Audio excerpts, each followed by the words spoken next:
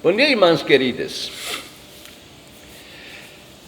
Pois é, não sei se também tem irmãos, mas, de qualquer maneira, da parte de Jesus, nossa paz, muita paz. Vocês me pediram uma colaboração para a campanha da fraternidade. Não sei se na altura que vocês estão esperando, mas estou partilhando, né? Então, são duas partes. Uma parte mais aquilo que o programa oficial, digamos, institucional, e tem uma parte, as perguntas, as conversas, que acho que é muito mais pé no chão, lá onde vocês vivem no dia a dia, né? Então, quanto à metodologia da campanha, vocês já sabem, né? Ver, julgar, agir, celebrar, isso já é conhecido.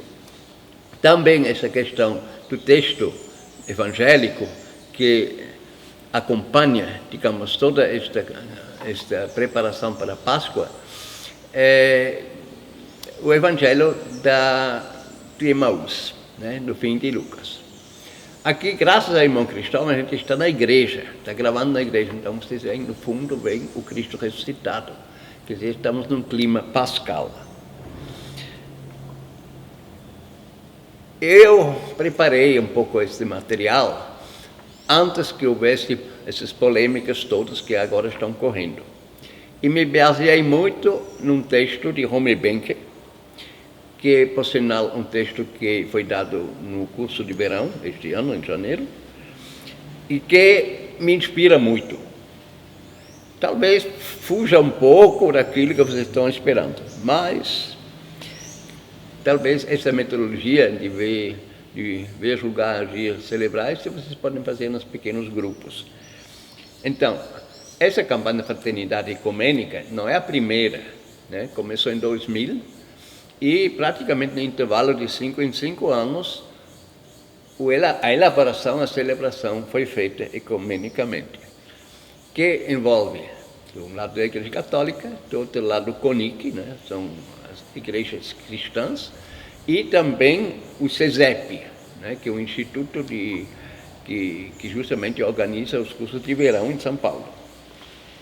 O que é interessante é que, avaliando este percurso, né, já desde 2000, que foi avaliado muito positivamente. Disseram o que mais marcou foi o diálogo, e um diálogo que desembocou em ações. É claro que cada campanha, em cada ano, se situa dentro de um contexto mais amplo, né? Nacional, mundial, né? E esse contexto muda, né? Então, este ano, um contexto muito polarizado, intolerante, fundamentalista, onde o poder econômico toma o lugar de Deus. E é dentro desse contexto que temos que entender o tema, né? Fraternidade e diálogo, compromisso de amor. São 4 palavras com muita importância. E o lema, Cristo é nossa paz, que está dividido, fez uma unidade. Então, neste contexto da intolerância, segundo Mencken, o primeiro desafio está na palavra diálogo. E ela parte daquele filósofo Martin Buber, alemão, que distinguiu 3 tipos: o diálogo verdadeiro, autêntico, o diálogo técnico e o monólogo disfarçando um diálogo. Então, a gente pega um após o outro. Ele diz que o autêntico é aquele que envolve a pessoa e a mente da pessoa para se ir ao encontro da outra pessoa, estabelecer uma relação entre si, consigo mesmo e a outra pessoa. Quer dizer, uma reciprocidade viva, um sair de si mesmo em direção ao outro. No fim, ele acrescenta que é muito raro, mas a gente acho que entende muito bem, isso envolve, né? sair de si ao encontro do outro, interar-se do outro e se encontrar e caminhar juntos. O técnico faz parte dos meios modernos, porque a sociedade moderna precisa de um diálogo técnico. Isto é indispensável, só que nem necessariamente leva a uma mudança, digamos, de uma sociedade, né? Daquilo que está arraigado numa sociedade. Isto não necessariamente leva a isto. E depois tem o tal do monólogo disfarçado de diálogo entre várias pessoas e cada uma fala a si mesma. Não há desprendimento de si. A presença de outra pessoa é admitida como parte do meu eu. O diálogo torna-se ilusão, jogo que rejeita o real, confronta e desintegra a essência da realidade.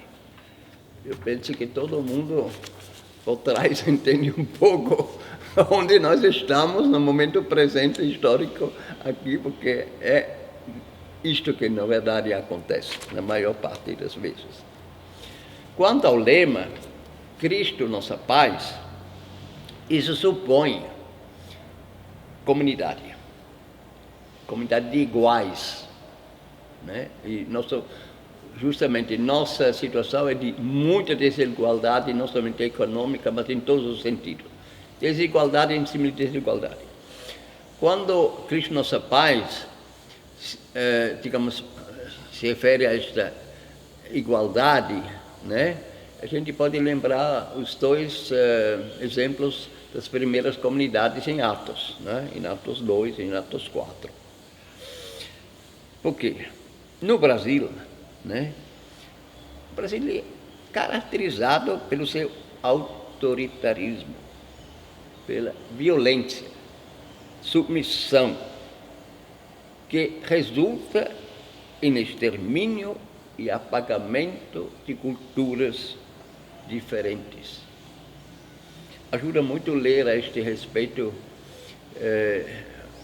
autoritarismo brasileiro daquela historiadora Schwartz, Eliane Schwartz.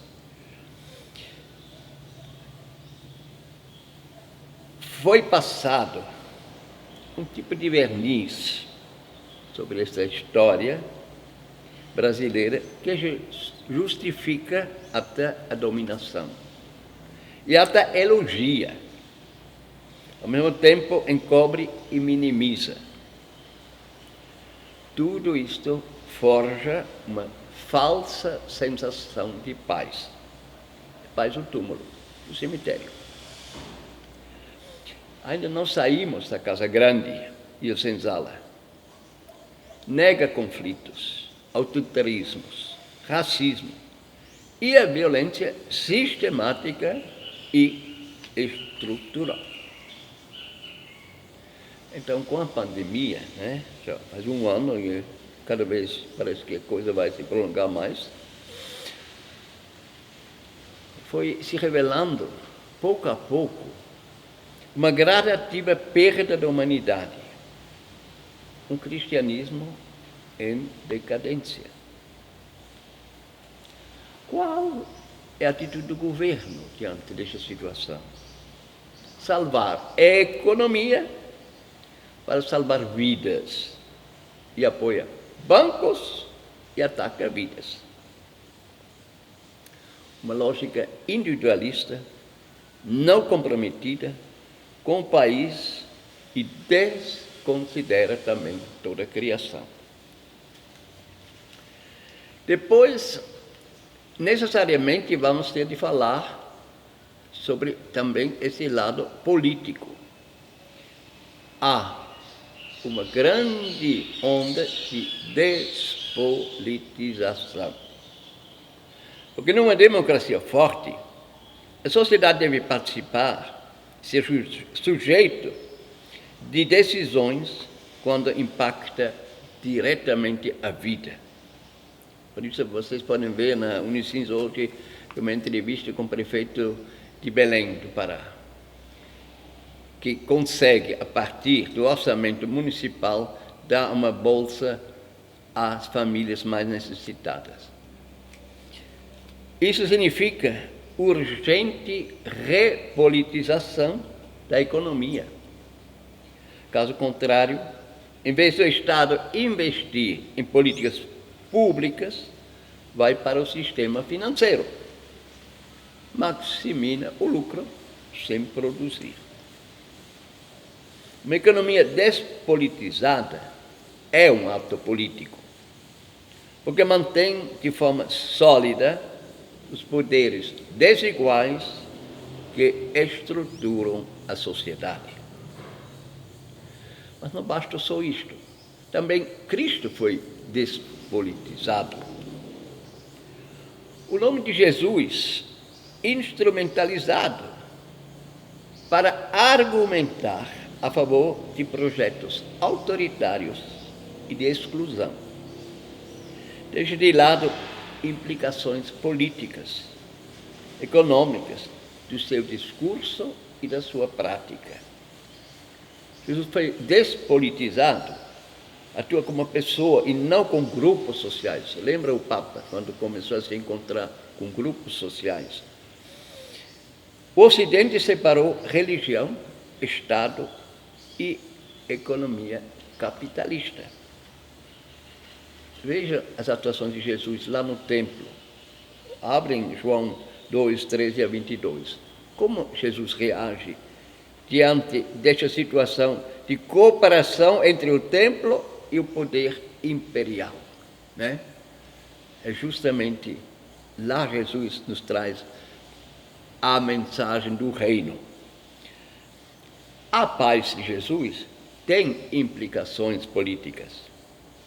Nem paz, nem diálogo podem ser descontextualizados e despolitizados. Aí a gente lembra uma frase do Papa que aparece no Fratelli Tutti, mas que já apareceu antes, quando ele diz: convido uma vez mais a revalorizar a política, que é uma sublime vocação e uma das formas mais preciosas de caridade, porque busca o bem comum. Quer dizer, o bem comum que está em jogo, né?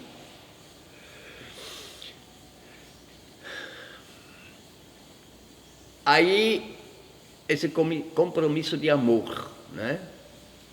Compromisso de amor que se pode cristalizar em torno de cristãos de várias confissões que se entreajudam na oração, na hospitalidade eucarística e num compromisso social e ecológico.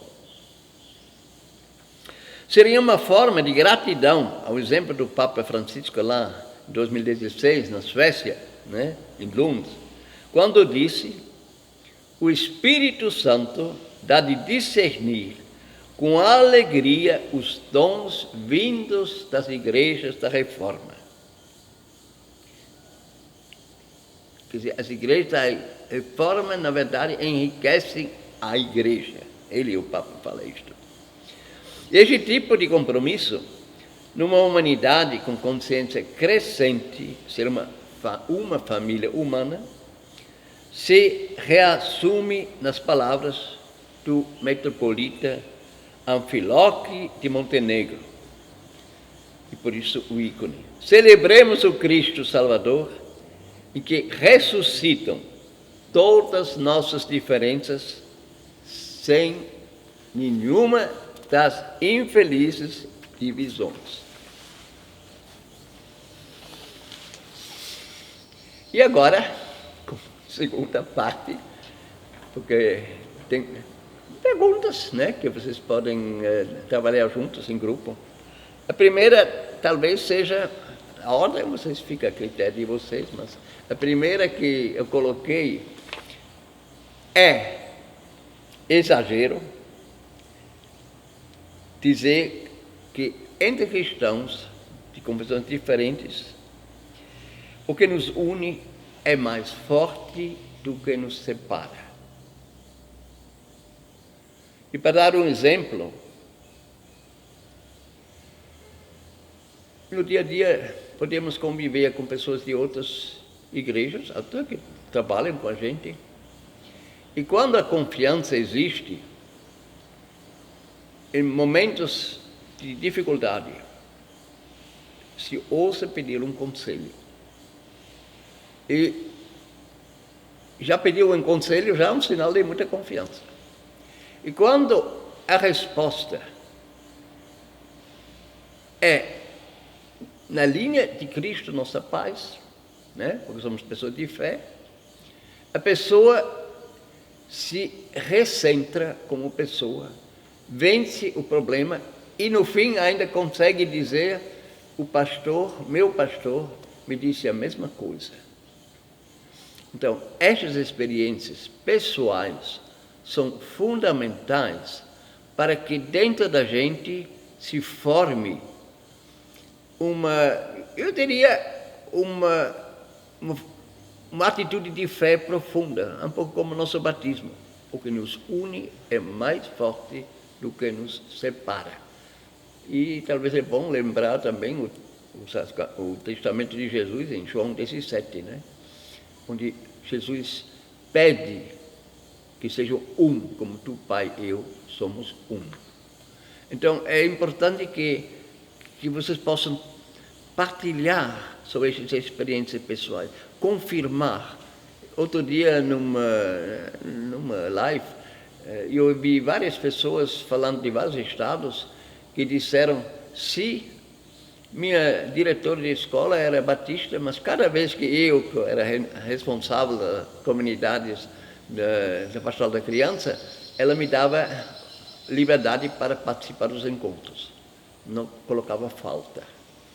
Então, no ambiente de trabalho, criar esta confiança, ter esta base comum, Cristo, nossa paz, não é aquela paz dos túmulos, né? O verdadeiro Cristo, nossa paz. E talvez isto nos motive também para irmos adiante e fazermos gestos mais concretos, né? Quando a gente fala agora assim, né, a um outro nível assim, mais rasteiro, lembremos também como Ivone Guevara deu uma resposta à altura aos nossos bispos, que eles eram sem bebê, quanto à atitude que tomou diante daquilo que surgiu e que, sobretudo, fez como vítima a nossa irmã Romy Benke. Vale a pena ler. Essa questão do diálogo, a gente tem que se fazer a mesma pergunta: com quem eu consigo viver esse diálogo? Que não é evidente, não é de jeito nenhum. Eu me lembro também de uma live onde a maioria do pessoal dizendo: diálogo? De verdade? Difícil. Mas esta me parece a base mesmo de darmos uma resposta evangélica aos desafios do mundo de hoje. É fundamental, né? Porque o diálogo verdadeiro, autêntico, a gente vai fazer perguntas, pode até criticar, pode não estar de acordo, mas isso não tira a confiança. É isso que é importante, que esteja enraizado em nós esse desejo de sair de nós, de queremos realmente o outro, a outra, como irmã, como irmão, e caminhamos juntos. Agora, claro, a gente também pode, de vez em quando, fazer um exame de consciência. Já me percebi neste monólogo disfarçado em diálogo? Talvez valha a pena fazer este exame de consciência, porque às vezes a gente cai nesta. Quando a gente aborda esta questão do Cristo Nossa Paz, né, no contexto como a gente mostrou, será que é possível conversarmos sobre certos assuntos em família ou na comunidade, pequena fraternidade religiosa? Porque quantas vezes se escuta: não, falar de política, falar de certas Os personagens, não. Logo vira a onda, né? Aquela onda do ódio. Então, a pergunta, até que ponto a gente consegue viver esses assuntos de contextualização, de relembrar a história, que é escamotada quantas vezes. E depois se pode ir mais longe, se pode se perguntar, e a história do lugar onde eu moro, né? Eu consigo perceber um pouco essas tramas que a gente mostrou, também lá onde eu moro, que pouco a pouco certos grupos foram se levantando e dominando, e continuam dominando, e todo mundo reverenciando, né? Então, quando a gente começa a olhar isto um pouco de perto, por causa do Cristo Nossa Paz, o povo nos acha de guerra. De guerra. Então, quer dizer que este lado, né, político, que o Papa diz que não é a caridade mais sublime, ela tem consequências. E essas consequências a gente viu agora nessas polêmicas, por exemplo, a CNBB, nas maneiras públicas de manifestação, não quer assumir as consequências. E por isso Ivone Gabarra levantou a voz, com razão, pela sua irmã, né? E em nome, eu penso também das mulheres que têm consciência do momento presente. Essas implicações, né, que foram implicações para Jesus. Ele foi crucificado. Mate. Antes foi jubilado. Entra lá gloriosamente lá em Jerusalém. Então, nós seguidoras e seguidores de Jesus, nós somos maiores do que Jesus. Então, por isto, é questão de realmente conseguirmos vivermos, irmãos e irmãs, pela mesma fé neste Jesus, vivo, ressuscitado e libertador. Isto nos faculta para atravessar esses momentos de fogo, de provação, e saímos vitoriosos. Então o Papa disse bem, desta pandemia vamos sair melhores ou piores. A nós de saímos melhores. Bom encontro.